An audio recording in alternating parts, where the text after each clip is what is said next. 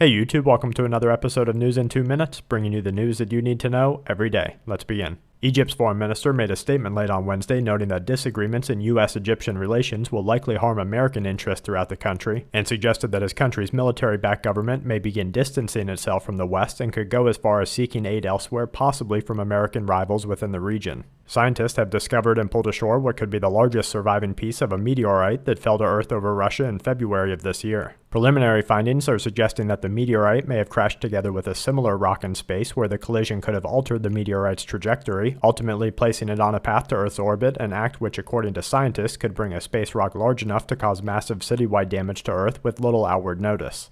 Thousands of citizens in China are continuing to take part in massive anti-government protests after slow government rescue and relief efforts were reportedly over-exaggerated through propaganda pieces being run on state-run media. Thousands of armed forces are reportedly combing through the streets, taking anyone expressing discontent toward the government relief efforts into custody, where they are being charged for crimes against the state. Russia confirmed that an unknown space formation spotted by the International Space Station and countless UFO reports are the result of a secret missile test that the country launched without notice this week in testing a new type of weapon capable of carrying a nuclear warhead. Biologists are warning that a large-scale moose die-off, sometimes dropping North American populations by as much as 25% per year, add to a growing list of mammals that are suffering extreme population changes around the world. Astronomers at the European Southern Observatory in Chile say that W26, the largest known star in the universe, is shedding its outer layers and on its way to exploding as a supernova. The Prime Minister of the United Kingdom is calling for an investigation into the Guardian newspaper for leaking the truth regarding the global spying program that uses secret courts to allow the hidden interception of every form of digital communication worldwide.